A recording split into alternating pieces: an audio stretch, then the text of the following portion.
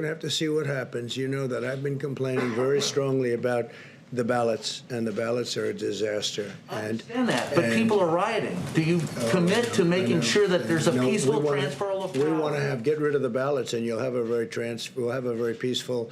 There won't be a transfer, frankly. There'll be a continuation.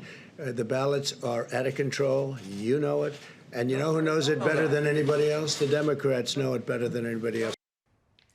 Well, let's bring in Nikol Alexander-Floyd now, who is an Associate Professor of Political Science at Rutgers University. Thanks very much indeed for being on the programme today.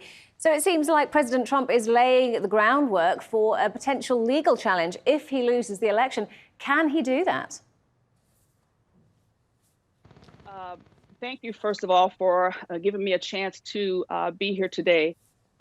He is acting in an incredibly reckless way. And he, along with Mitch McConnell, he is actually trying to do his best to both undermine the election process and cause issues once the election is underway. And it's important to underscore that not only are his comments reckless, his refusal to actually say that he will go along with the election results reckless, his comments are incendiary, meaning he is sending a clear signal to his supporters, particularly those who are into paramilitary activity, to be prepared to object to this outcome by throwing doubt, baseless doubt, on the process of voting by mail, by moving to try to adjust the ways in which members of the Electoral College are chosen in swing states. And in so many ways, this president is actively working to steal this election and to really circumvent the will of the people in this election. And so it is something that not only people in the United States, but indeed across the world, should be very seriously watching and concerned about, because he absolutely is actively working to make sure that he is able to maintain power. What we see in this presidency is someone who is unrestrained, who is focused on ensuring that he is able to maintain power.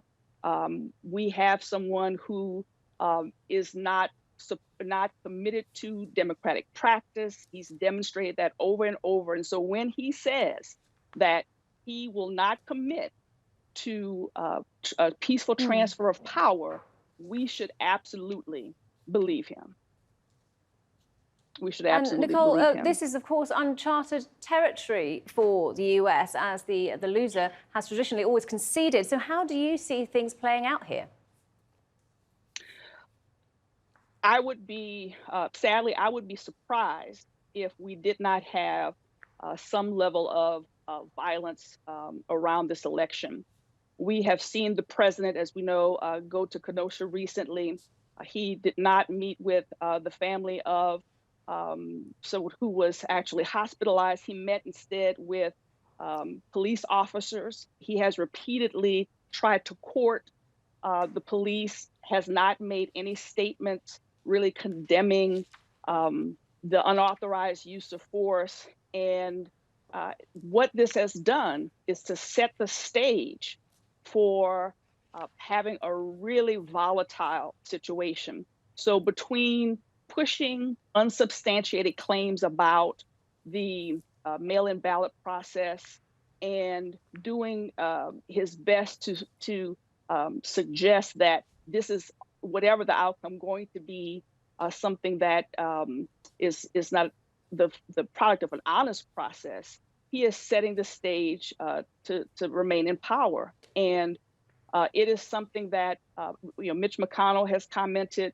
on and tried to assure the people that we will have an inauguration, as you pointed out. But look, Mitch McConnell is the Senate Majority Leader. He is not the leader of the Republican Party.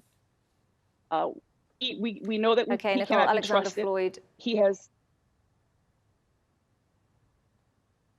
Sorry to interrupt you there, Nikol. Thank you very much indeed for joining us on the programme. Nikol Alexander-Floyd from Rutgers University.